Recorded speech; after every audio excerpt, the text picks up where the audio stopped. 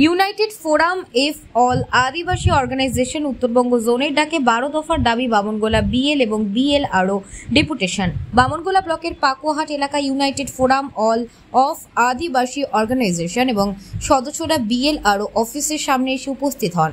সেখানে কড়া নজরদারি ছিল, তাদেরকে গেটে আটকে দেওয়া হয়। সেখান থেকে তাদের কয়েকজনকে প্রতিনিধি বিএলআর অফিসে ডেপুটেশন জমা করতে যেতে দেওয়া হয়।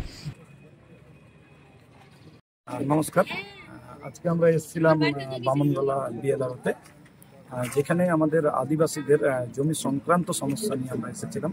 আজকে আমাদের ছিল প্রতিনিধিমূলক ডেপুটেশন, যা গত 7ই জুলাই আমরা উত্তরবঙ্গ জোনের ডেপুটেশন আমরা গাজল বিএলআরওতে করেছিলাম। তারই প্রতিনিধিমূলক ডেপুটেশন দিলাম। মূলত 12 দফা দাবি ছিল আমাদের, যেখানে বিশেষ করে দেখা যাচ্ছে আদিবাসীদের জমি অআদিবাসীদের কাছে হস্তান্তর হয়ে যাচ্ছে। কি করে হচ্ছে তা আমরা এখনো পর্যন্ত বিএলআরওর কাছ থেকে খোঁজ পাইনি। তবে দেখা যাচ্ছে কিছু নন ট্রাইবেল আমাদের যে আদিবাসীদের যে কাস্ট সার্টিফিকেট, সেই কাস্ট সার্টিফিকেটকে জালি করে সেইখান থেকে কিন্তু আমাদের জমিগুলোকে হস্তান্তর করছে।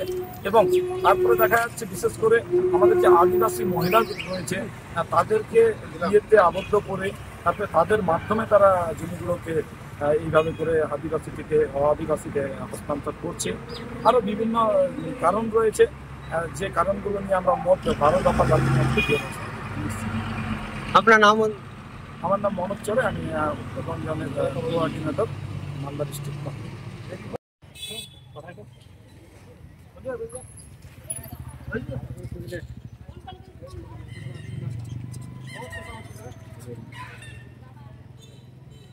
ওই জায়গাটাই তো আসছে না রে, ওই জায়গাটা ওটা